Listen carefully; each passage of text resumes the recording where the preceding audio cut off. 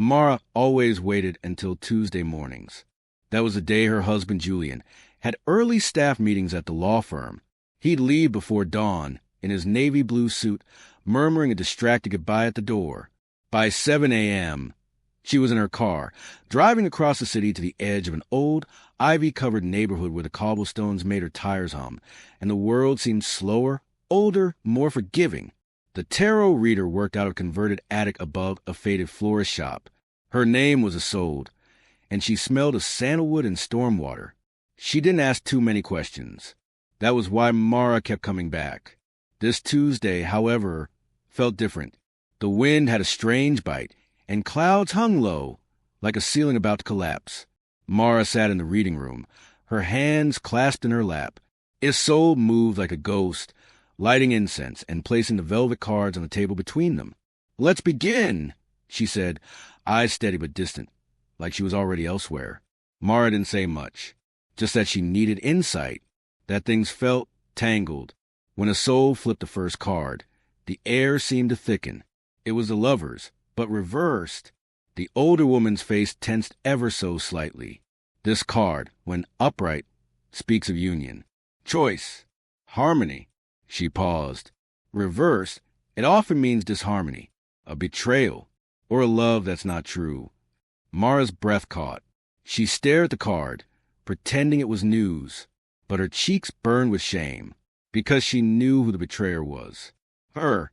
For nearly 4 months, she'd been having an affair with a man named Daniel, a sculptor she'd met during a gallery opening. He was everything Julian was not, disheveled, impulsive, full of laughter and fire. It had started innocently. Lunches, texts, shared jokes. But it didn't stay that way. The night they first kissed, Mara felt something split inside her. Still, she hadn't come to Isolde to ask if the affair was right or wrong. She wasn't sure she even wanted to stop. What she wanted to know was whether her marriage was truly over, whether Julian still loved her, whether she could carry on this deception, or if it would all collapse. But now, the reverse lovers stared back at her, accusing. Isolde watched her carefully. You must be careful. Lies and love ripple. Sometimes the truth doesn't come the way we expect. Mara nodded, offered a polite smile, and left without another word. Over the next week, Mara's world began to shift, subtly, then suddenly. She noticed things. The late-night text Julian received but never opened in front of her. A new cologne scent on his collar. Spicier than the usual citrus blend she gifted him each Christmas. The way he had begun to lock his phone. Something he never used to do. One evening, Mara came home early from an appointment and found him on the patio. He was on the phone, voice low and intimate. When he saw her, he hung up quickly. "Just work," he said, smiling too easily. Last-minute deposition. But Mara had heard something before the line went dead. A woman's laugh, soft and familiar. For the first time, a cold seed of suspicion took root. Was Julian cheating too? 2 days later, Mara returned to Isolde. She didn't say why. Didn't ask for another reading. She simply walked in and sat down, her face pale, her fingers twitching. "Things are changing," she said. "Yes," Isolde replied. "But not just because of you." Mara felt the floor tilt. "What do you mean?" Isolde reached across the table and placed her hand gently over Mara's. "You came for answers about your marriage," she said. "But the cards never lie. The lover's reverse warned you of betrayal. It didn't say who the betrayer was." Mara swallowed hard. Her voice was barely a whisper. "It was me?" Isolde's eyes softened. "Not only you." That night, Mara did something she hadn't done in weeks. She searched Julian's jacket pockets. In the inner lining, tucked inside a receipt for a dry cleaner she'd never heard of, she found a folded note. It wasn't addressed. Just 4 words, scribbled in blue ink. "Miss you already. S." Her heart stopped, not because it confirmed her fear, but because of what came next. Julian came home hours later. She waited, calm but ice cold, and held the note out. He stared at it.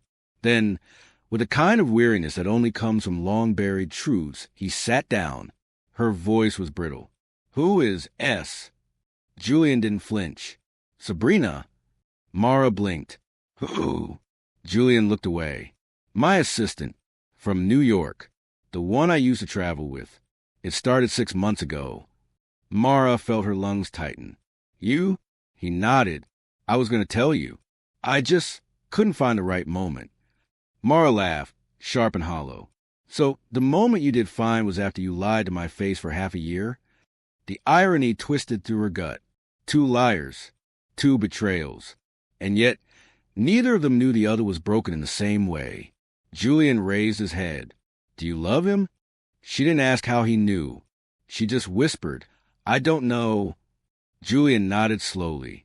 I guess that makes 2 of us. They didn't scream, didn't cry. The next morning, they sat across from one another in the kitchen, drinking coffee like old war veterans who shared a battlefield no one else could see. No decisions were made, no declarations, only a silent understanding that everything had changed, and that neither of them were entirely innocent. Weeks passed. Daniel grew impatient with Mara's silence. When she finally told him she needed space, he didn't argue. He just said, You never really left him, did you? Julian, meanwhile, stopped staying late at work. He came home on time. They talked about the dog, the news, the neighbor's awful lawn gnomes. Nothing deep, but it was more than before. One evening, Mara picked up her tarot deck, the same kind Isolde used, and drew a single card. It was a tower, destruction, revelation, the tearing down of false structures. But it was also the start of rebuilding. She smiled faintly, then set the card aside. This time, she was ready for whatever came next. Mara began journaling again, not in a perfumed notebook she once kept during college. Those were filled with dreams and sketches of life she thought she'd build. This new journal was simple, leather-bound, and raw. No dates, no headers, just thoughts, scattered truths. One morning, she wrote, I used to think betrayal had a shape. Sharp, sudden, but this feels like fog. Thick, quiet, and hard to escape. Julian, for his part, didn't apologize again. He didn't beg or make promises. But he did small things, like fixing the loose cabinet hinge that had squeaked for months, or replacing the porch light, or buying her favorite tea without asking. And Mara noticed. She also noticed the absence of Daniel. No more late-night texts. No voice messages filled with longing. He had disappeared like a tide pulling back, leaving seaweed and silence in his wake.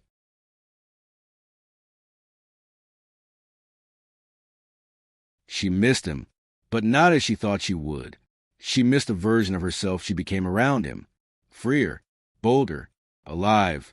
But now, that version felt like a mask, because the woman who needed Daniel was the woman who didn't know the full truth. And now she did. Isolde sent her a letter. Not a text, not an email. A handwritten letter on parchment paper that smelled of cloves. Mara, it read, The reverse lovers is not always about 2 people failing each other. Sometimes it reflects a deeper rift, the betrayal of the self. You came to me asking about your marriage, but your marriage is a mirror. What you see in it is what you've chosen to hide from in yourself. When you are ready, come back. Not for the cards.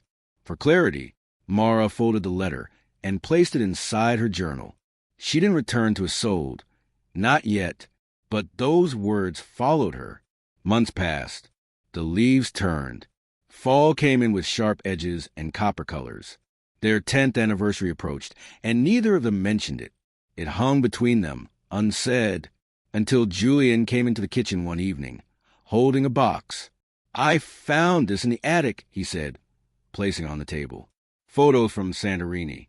Remember that trip? Mara sat across from him. She pulled out a picture. Julian smiling with a sunburned nose, her laughing with wind-tangled hair, a blue dome of a church behind them. We were happy, she whispered. Julian nodded. We were. Doesn't mean we can't be again. Or something different. He reached into his pocket and pulled out 2 envelopes. One is for a lawyer. One is for a counselor. Both are blank inside. Your choice. Mara stared at him. That's not fair, she said quietly. It's honest, he replied. We can try to fix it. Or end it right. But we can't just drift anymore. That night, she didn't sleep. She sat by the window, the city glowing like old embers beneath the clouds. The journal sat on her lap. She opened it to a blank page and wrote, "Julian betrayed me. I betrayed Julian. But deeper than that, I betrayed myself when I stopped speaking, when I started surviving instead of living." She chose the counselor. They went together, awkward and stiff at first. But week after week, the silence thawed. Stories emerged.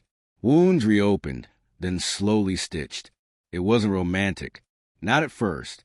It wasn't easy, either. Some nights they argued. Some nights they slept in separate rooms. But they were both there. Present.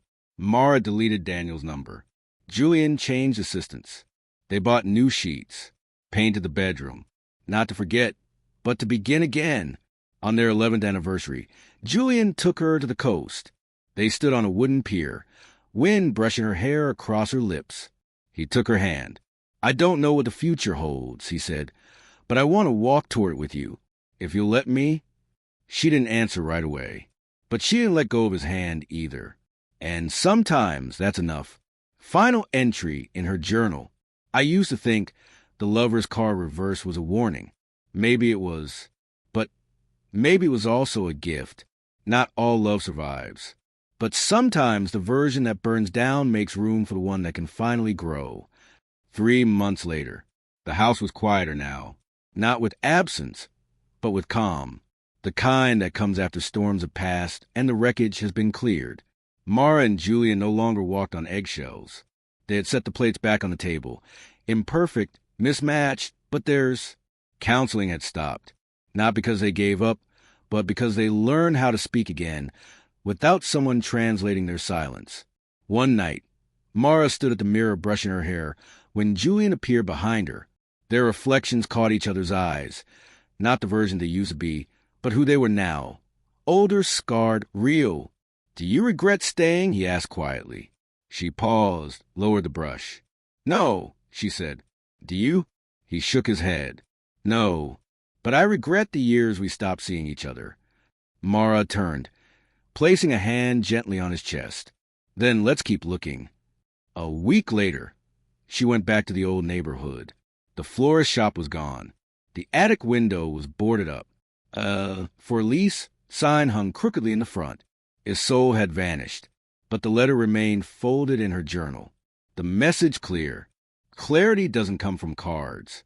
It comes from choosing, again and again, truth over comfort, presence over illusion, courage over denial.